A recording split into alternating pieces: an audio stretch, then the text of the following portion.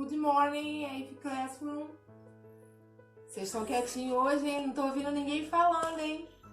Então vamos lá, dando continuidade à nossa matéria de inglês. A gente vai relembrar algumas coisas aí que a gente já estudou nesse ano mesmo e dando prosseguimento no que ainda não foi dado. No número 1, circle the correct alternative. Circle, gente, circle. Dentro de cada frase tem um parênteses e tem duas alternativas. Na letra A aqui, eu estou aqui, ó. Kit é o sujeito. Lembrando que Kit é terceira pessoa do singular. Então, tem a regra aí qual que eu uso, tá? Letra B. Leo do his homework. É uma frase interrogativa no present continuous. Se é no present continuous, qual desses dois que eu vou usar? Vocês têm que prestar atenção. Letra C. Carol. Carol, eu tenho going to school bus. Ou Carol goes to school bus. Vamos ver aí qual que vocês têm que usar aí, né? Porque vocês têm que prestar atenção em que tempo que a frase está. Ó, sujeito, terceira pessoa do singular. Prestem atenção nisso. Letra D, eu tenho aqui, ó, sujeito, we, quer dizer nós. Então vamos ver qual dos dois vocês vão usar aí. Prestem atenção aí, por favor, hein? Na letra E, the boys. Aqui, ó, eu tenho o verbo no plural e o verbo no singular, tá? Letra F, the teacher. Eu tenho o verbo aqui, ó. Aqui, ó, the teacher, terceira pessoa, né, do singular. Então, eu vou ver qual é o verbo aí que eu estou usando. Prestem atenção também no complemento da frase, tá? No número 2. Número 2, vocês vão colocar as frases, escrever as frases no present contínuo. Lembrando que, aqui eu tenho um exemplo aqui, ó. Present continuous. Como é que eu formo uma frase? No past continuous. O present continuous a gente já estudou o ano passado. Present continuous, para eu formar o present continuous, eu tenho o sujeito, o verbo to be, o verbo principal, acrescento ing no final do verbo principal. O past continuous não é muito diferente. Eu vou usar o verbo to be no passado. Was ou worry, tá? Past é passado, então eu vou usar o verbo to be no passado. O verbo principal, na verdade, não muda muita coisa não. Vou continuar com ele e ing. O que muda é aqui, ó, o verbo to be. Então tá aqui, ó, she, sujeito, aí vem o verbo to be no passado. Aí eu vou colocar o meu verbo principal, ó, acrescento ing, o resto da frase eu continuo igual. Nas outras frases vocês vão fazer o mesmo processo, tá?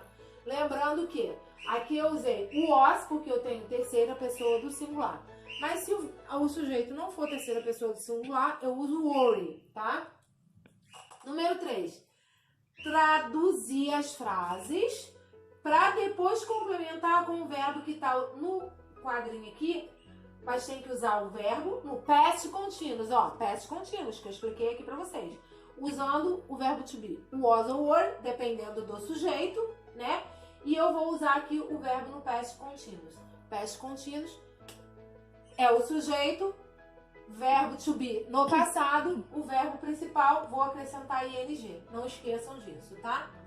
Número 4, eu vou completar aqui com o verbo simple past. Simple past é uma coisa, uma ação que aconteceu no passado e aconteceu já e acabou.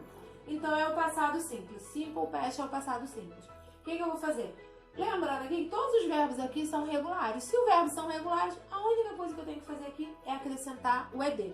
Mas se eu tiver verbo que já tem e no final, eu vou acrescentar só o d. Não preciso botar outro e, tá? O verbo, quando não tem o e, eu coloco o ed. E o verbo, se tem e, eu coloco só o d.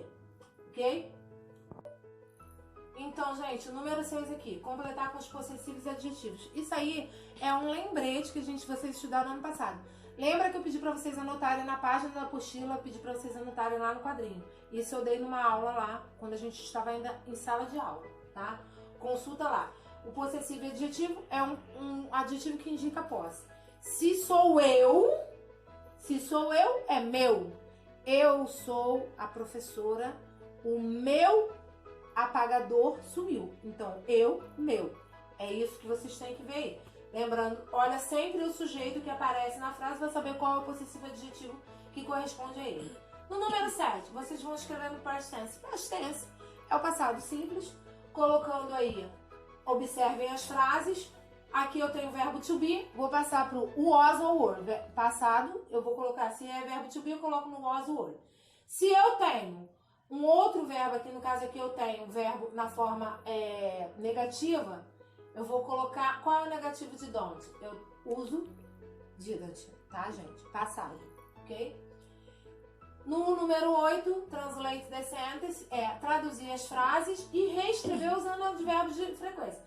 Primeiro vocês vão traduzir a frase, depois vocês vão escrever usando esses adjetivos aqui, advérbios de frequência.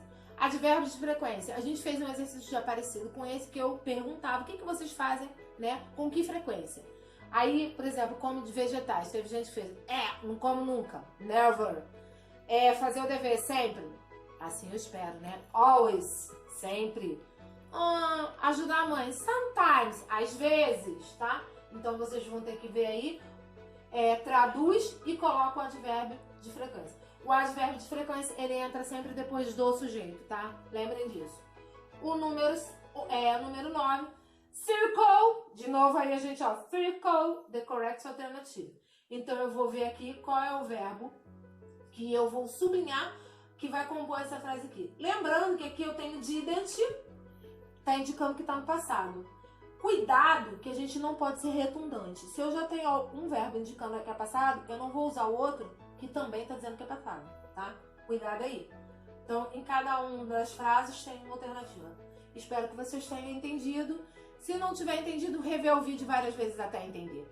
Tchau!